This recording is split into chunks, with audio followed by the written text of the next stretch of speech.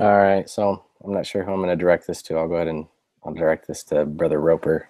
So since this is my first time doing one by myself without my group, um, I'll go ahead and start with a prayer for the YieldX case analysis. Our dear Father in heaven, we're grateful for this day, and we're grateful for the time that we have to review over YieldX and the analysis that we've prepared. I pray that I will be able to share my thoughts and the portions of this case according to the lesson preparations, and we say these things in the name of Jesus Christ, amen. All right, so going to the questions. I'll even just start with a spiritual thought. I'll share something from my personal study.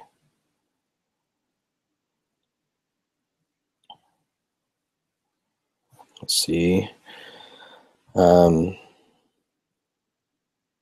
of the scriptures that I shared yesterday in my Sunday school presidency meeting was about, it was from Doctrine and Covenants, section 1, in that it talks about, in reference to conference this past weekend.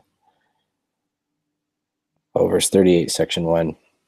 At the end of the verse 38, though, it says, whether by mine own voice or by the voice of my servants, it is the same. So just in consideration for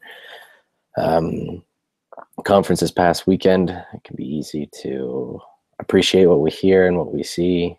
Well, mostly it's just what we hear and what we're taught by the Lord's mouthpieces.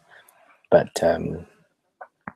it's important to go through, since the next all their talks will be published in the Ensign. It's important to go through those and consider their words and study over them and see what we may have not noticed before. So the first question, vote as a group. Should Doug accept the turn offer, yes or no? I'll go ahead and I'll talk about both sides, I guess. My personal opinion is to say, no, he should not accept the offer. There's a lot to consider and the reasons why not to. I think a lot of it personally involves standards of just morals, really.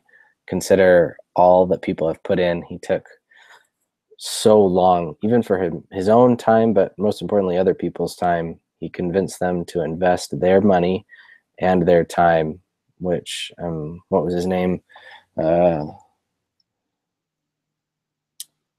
Tom Shields, who eventually would become a co-founder with him.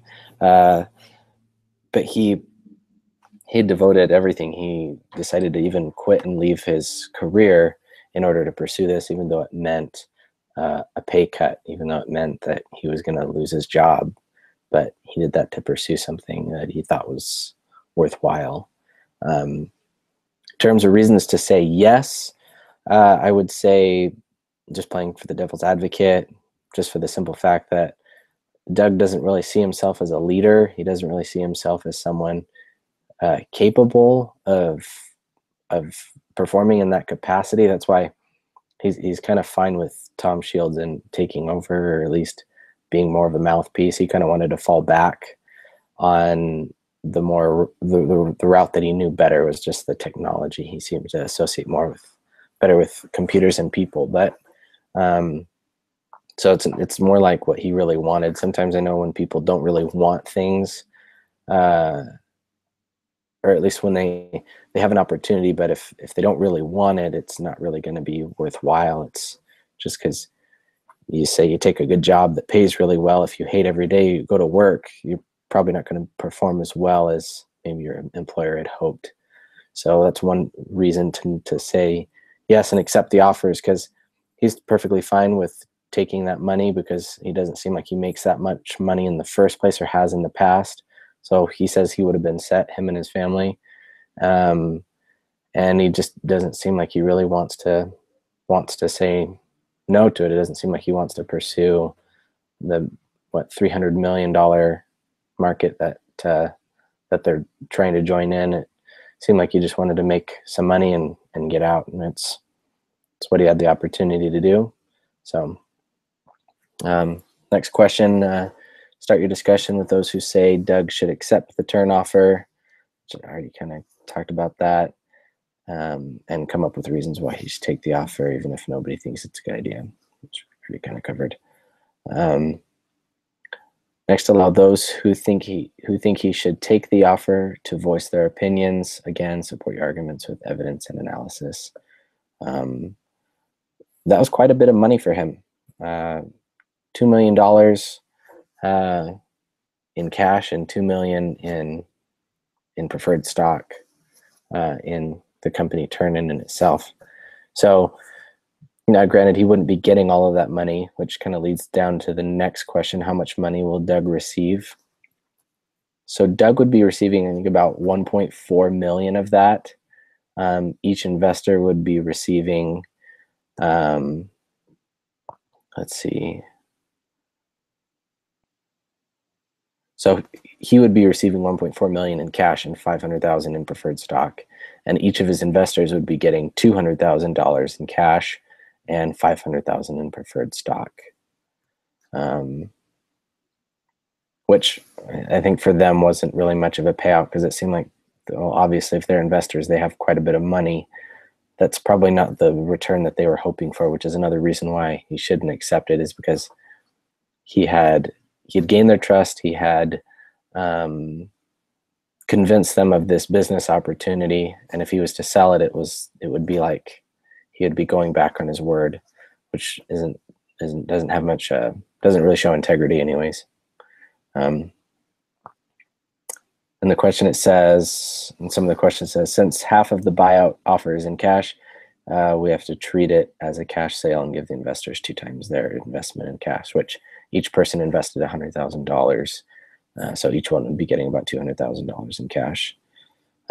Since half of the buyout offers in preferred stock, you need to treat that portion of the buyout as stock and give investors 25%, which $2 million, 25% of that would be approximately, what was it again?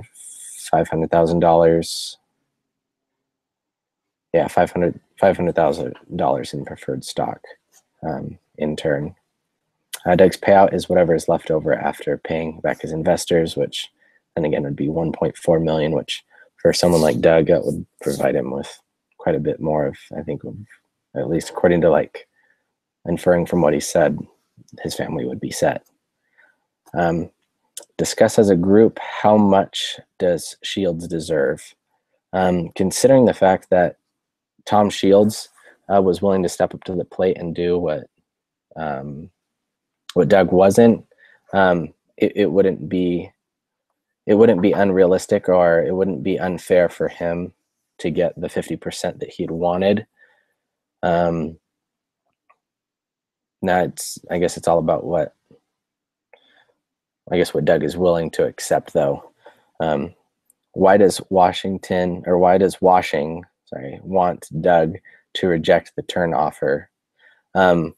Washing was, let's see, he was one of the investors.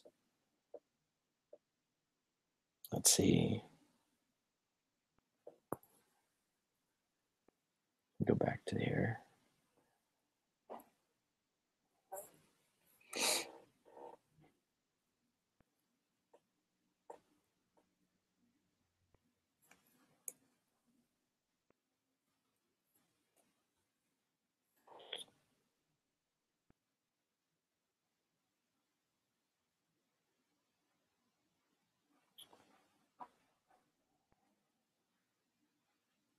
So not only was he an investor, but he was also part of Sequel, who ended up later on being one of their main proprietors for offering any sort of Series A funding.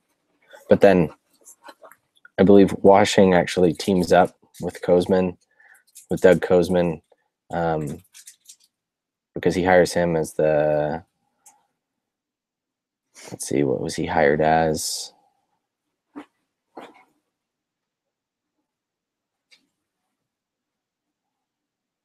I think he was hired on, and he helped with some of the developing, or at least with some of the coding. I get Tom Washing and Tom Shields confused, so just wanted to make that clarification.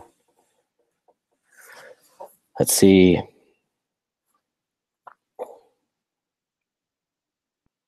why did Washing want Doug to reject the turn offer? Well, simply because it meant that the company was going to make more money. It meant that Washing was going to get more out of the company, or at least what he felt like he was going to get what he was promised from Doug, rather than if Doug accepted the offer, Washing felt like he was going to be getting kind of the leftovers, or the not what he had wanted, not what he had truly like invested in.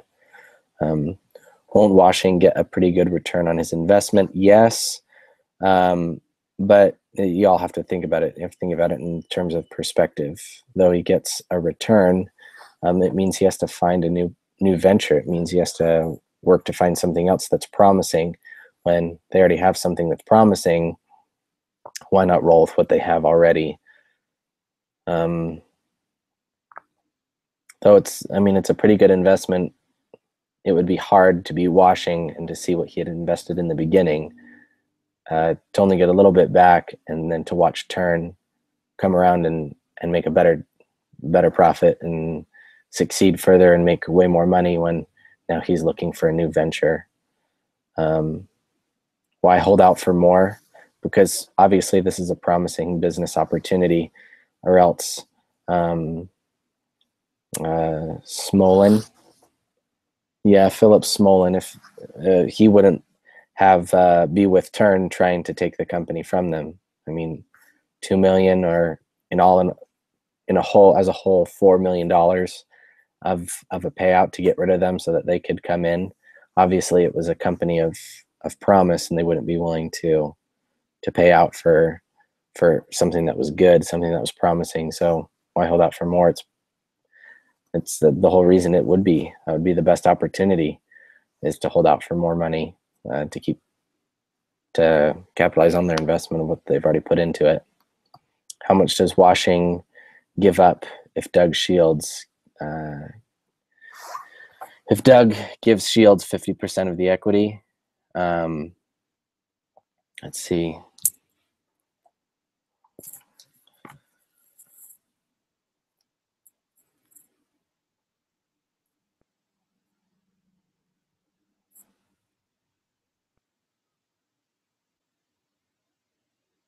So then I believe for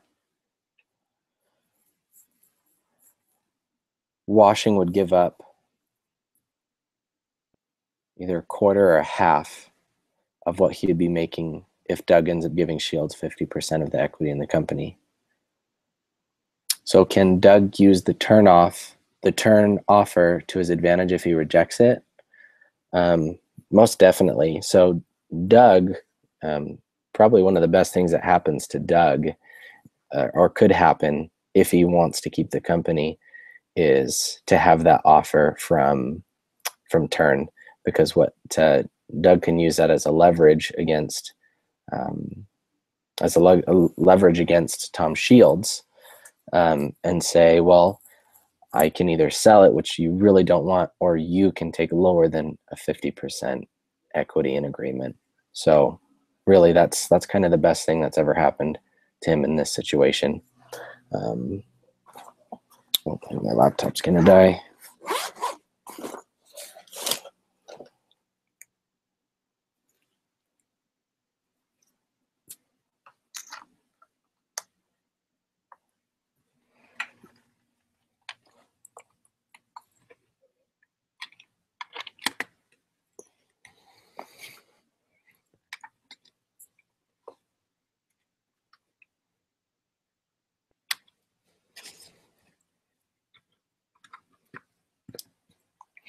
All right.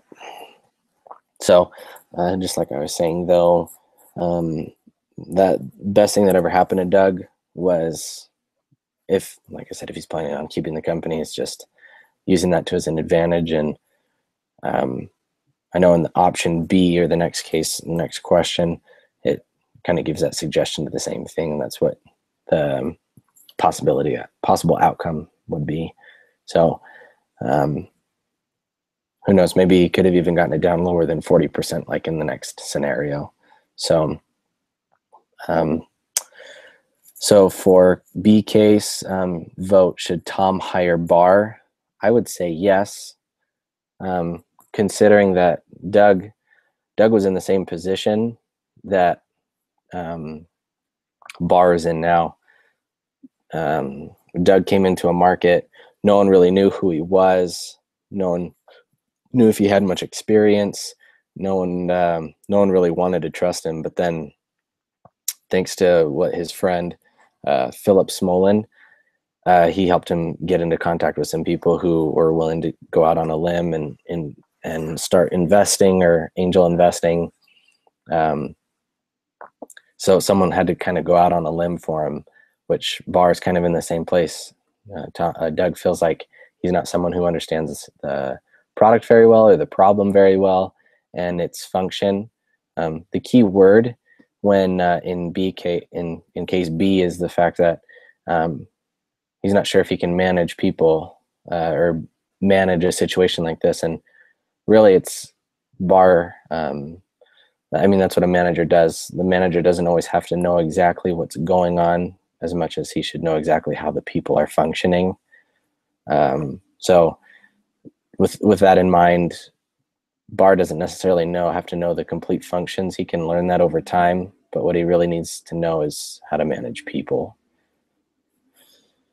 Further with the question, allow those who said yes to go first and ask opposing viewpoints. Company culture, leadership team, investor relationships. So with company culture, sure, bringing in someone new will change the culture, but sometimes it's a good thing. It's not necessarily bad to have new faces and new styles of leadership. It will affect the leadership, of course, and Doug is just kind of would have to be willing to change his ways a little bit, and same with Barr. But I mean, that's just kind of how teams work, and the fact that YieldX needs someone to function in this capacity. You kind of got to go with your best opportunity at the time, and if things don't work out with Barr, then you just find someone new. It happens often. Investor relationships. Sometimes investors are a little bit leery of newer leadership or involvement, but according to Shields, if he really was the right man for the job, it would be someone that they could easily convince, and it would turn out okay or be okay. Read the KC. What do the right things for the company mean? Should Tom fire Doug? Does YieldX need Cosmin anymore? What value does Doug bring to the company now that they have this algorithm? How could Doug have avoided getting into this situation? Do you want to change your minds about the buyout now? We'll go ahead and open up KC again.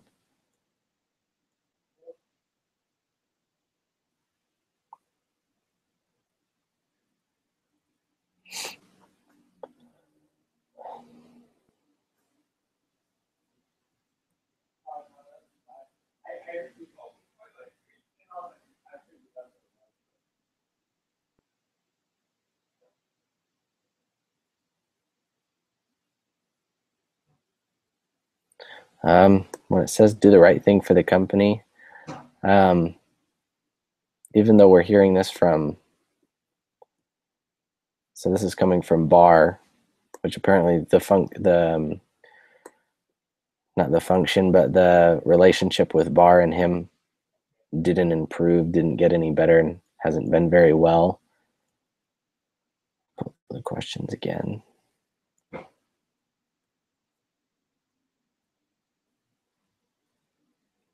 Oh, here they are. Do the right thing for the company. Should Tom fire Doug? No, I don't think he should be fired. Even though things could be difficult with Doug, Doug really was kind of the brains behind it, and he deserves a little bit more of a say.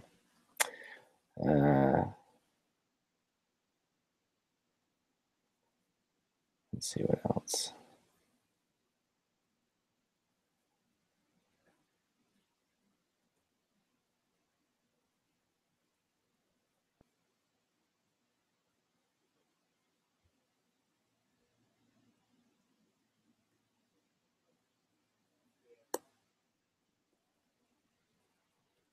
Just in reading over it still, according to Tom, or according to John to Tom, Doug is being disruptive. That's a broad descriptive word. What does he mean by disruptive? It seems very vague and doesn't seem like it has much validity. If I was a manager and I was looking at this situation, I would want to talk with each of them in person to hear what's going on, because obviously something happened between the two. But let's see. Unless there's more information that's not here, the slideshow only has two slides under case C. It doesn't talk about a new algorithm like it does here in this question. So I'm not sure what's up with that. Or any situation that Doug has been in. So as far as the information that I still have, though, I wouldn't change my mind about the buyout. I don't think it should occur. Everyone is still better off, regardless of whatever situation is going on with Kozman and Barr. I mean, that situation should be addressed, but that doesn't mean that everyone else should experience any misfortune because of their disagreement. And I think that's it. All right.